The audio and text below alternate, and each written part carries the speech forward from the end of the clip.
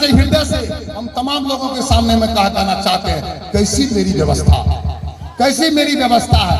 ईमानदारी से की कहते हैं, क्या गांव में लोग कहते हैं ना, क्या कहते हैं कि आंगनबाड़ी की सेविका सहायिका लूट लिया, कहते हैं डीलर लूट लिया, कहते हैं हेडमास्टर मध्याह्न भोजन में लूट लिया, पंचायत समिति लूट लिया, मुखिया लूट लिया।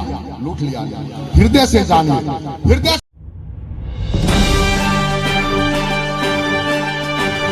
सच पब्लिक तक सुपौल बिहार के सबसे तेज नेटवर्क के लायक हम नहीं हैं, किसी राजनीतिक दल के लायक हम नहीं हैं। अगर जाएंगे भी तो हम लगता है कि 1 से 2 दिन में हम हट जाएंगे। हम पूर्णतः सामाजिक आरटीआई वर्कर सिस्टम के खिलाफ लड़ने वाले व्यक्ति हम हैं। पूरी जिंदगी हम ना कोई ठेकेदारी इस गांव में बोल रहे हैं, ईमानदारी से बोल रहे हैं, झूठ नहीं बोल रहे हैं। 62 वर्ष उम्र हुआ है, 14/1/63 मेरा जन्म है। हमने क्या कोई प्रॉपर्टी बढ़ाया है? पूरी की पूरी जिंदगी हमने जब होश संभाला तो हमने समाज में फैला। सिर्फ किसके लिए? नौकरी, बिजनेस, व्यापार, ठेकेदारी तो लोग अपने के लिए करता है, करोड़पति तो अपने के लिए बनता है, लेकिन कोई समाज में अगर समाज की सेवा करने के काम की अगर कोई हिम्मत रखता है तो वह समाज के लिए करता है। हमने उस रास्ते को चुना। वह रास्ता कठिन है, बहुत कठिन है, दलाली बहुत बेहतर है। करोड़पति हो जाइएगा, अगर भगवान आपको ताकत और बुद्धि दिया, दलाली कीजिए, आप महीना 2 महीना में आप करोड़पति बन जाइए। लेकिन हमने उस ताकत को दलाली में नहीं किया, हमने उस ताकत को सिस्टम को तोड़ने में लगा। ईमानदारी से हृदय से हम तमाम लोगों के सामने में कहना चाहते हैं, कैसी मेरी व्यवस्था, कैसी मेरी व्यवस्था है।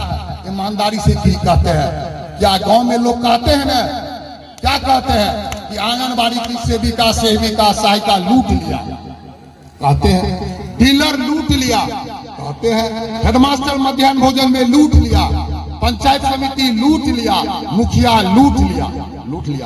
हृदय से जानिए, हृदय से कहना चाहते हैं, आंगनबाड़ी सेविका सहायिका को 2200 रुपया प्रति मंथ देना पड़ता है, सीडीपीओ से लेकर के स्टेट तक के लिए। कभी उसके दर्द को जाने कि 2200 रुपया वह लूट रहा मंथली। डीलर जो 1 किलो काटता है प्रत्येक माह, वह 1 किलो अपने घर में नहीं ले जाता, 1 किलो में बीएसओ से लेकर के डीएसओ और स्टेट तक जाता है। ये आप जानते हैं। पंचायत समिति अगर योजना चलाता है तो 36% कमीशन देना पड़ता है, पंचायत सचिव से लेकर के बीपीआरओ, डीपीआरओ, बीडीओ और डीएम तक। मनरेगा 40% कमीशन है, 40% कमीशन, 18% जीएसटी है। कैसे आप करते हैं? लेकिन सरकार क्या किया? लूटता है कौन? सरकार लूटता है कौन? भ्रष्ट पदाधिकारी। और बदनाम कौन होता है? हमारे गांव की छोटी मोटी बहू, बेटी, डीलर, ये बदनाम करता है। हमारा मंत्री ईमानदार है, बारे बार मंत्री ईमानदार है, पीएम ईमानदार है, एसपी ईमानदार है, आपका बीडीओ ईमानदार है, आपका सीओ ईमानदार है, और भ्रष्ट है हम। एक व्यक्ति का नाम बताइए जो बड़ी मार्जिन में जमीन में रसीद बिना पैसा का करा ले। हम कहते हैं सरकार के जो निकट के लोग हैं, एक व्यक्ति भी कह दे कि बिना पैसा का कोई काम।